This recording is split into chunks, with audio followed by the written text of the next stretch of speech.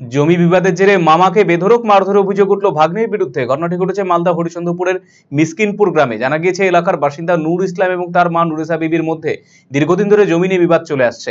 তাদের বিবাদ আদালত পর্যন্ত গড়ায়। এরপর ছেলে মাকে বাড়ি থেকে তাড়িয়ে দেয় বলে অভিযোগ। বচসার জেরে মা নুরেসা বিবি 6 মাস ধরে ভবানীপুর গ্রামে বাবার বাড়িতে রয়েছেন।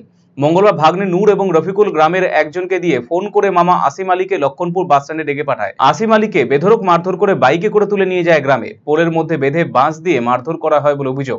খবর পেয়ে পুলিশ এসে আহত ব্যক্তিকে উদ্ধার করে হাসপাতালে নিয়ে আসে। ঘটনায় নূর এবং রফিকুলের বিরুদ্ধে অভিযোগ দায়ের করেছে আক্রান্তের পরিবার। যদিও ঘটনায় মামা আসিফ আলীর বিরুদ্ধে পাল্টা মারধর অভিযোগ এনেছে নূরের স্ত্রী। এমনকি শ্লীলতাহানির অভিযোগ এনেছে সে। যদিও ঘটনার পর থেকে পলাতক দুই অভিযুক্ত, তাদের খোঁজে তল্লাশি শুরু করেছে পুলিশ। আমাকে ফোন করে যাকে দিন ও একটা লোক সাজিয়ে ও মানে জমির ব্যাপার আছে। আমার বোনের সঙ্গে ওই যার কাছে জমিটা আছে আমার বোনের সঙ্গে গল্প করছিল, আমার বোনটার সঙ্গে। ওর তো মা বাবা নাই, ওর মা বাবার বদলা আমি আছি সব কিছু। আমার বাড়িতে আছে তো আমাকে বললো, তো ওর ফোনটা আমি ধরলাম যে কী খবর ভাই, এমনি এমনি ব্যাপার, তোরা নিজের মধ্যে সব আছিস তো তোরা নিজে মিলজিলটা করে দে, তোরা বিক্রি করবি কি না করবি। তো বলছে তুই বেলে আয় লক্ষণপুরে, এখানে বসে একটা ফয়সলা করে দেব। এই ফয়সলাটা করার জন্য আমি গেলাম। ওখানে যাওয়া অবধি আমাকে পুছিয়ে দে তুই এখানে কী করতে আলি। আমি করতে ভাই একে আমাকে ডাকলো, এই কথা বলেছি আর বাস মারপিট শুরু করে দিয়েছে আমাকে। পিছন দিক থেকে লাথ মারলো, উল্টো পড়ে গেছি আমি।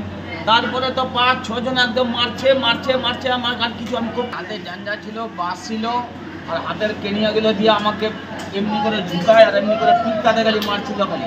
ঠিক আছে, ওখানে মারের ডালে ওখানে শেষ হলো সব মারের ডালে। আর ওখানে হাতটা বেঁধে আর টানে ঘিসায় মোটর সাইকেলে করে বাঁধে নিয়ে যাচ্ছে।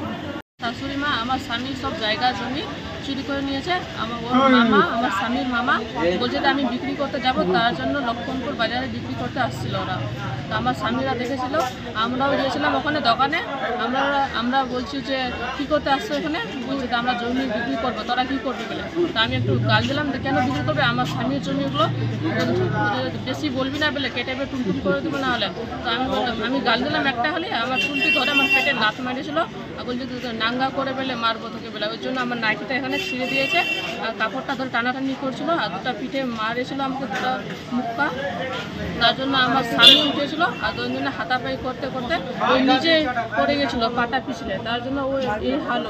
আপনার জীবনের সমস্ত প্রতিকূল পরিস্থিতির অবসান ঘটাতে আজই আসুন স্বর্গীয় জ্যোতিষ গবেষক ও তন্ত্র সাধক অলোক কর্মকারের সুযোগ্য পুত্র ও একমাত্র শিষ্য সঞ্জয়ের কাছে, যিনি আসাম বঙ্গীয় জ্যোতিষ ও তন্ত্র সোসাইটি দ্বারা জ্যোতিষ রত্ন উপাধিতে সম্মানিত। তাই আজই আসুন বংশানুক্রমিক ও সুদক্ষ জ্যোতিষ প্রতিষ্ঠানে।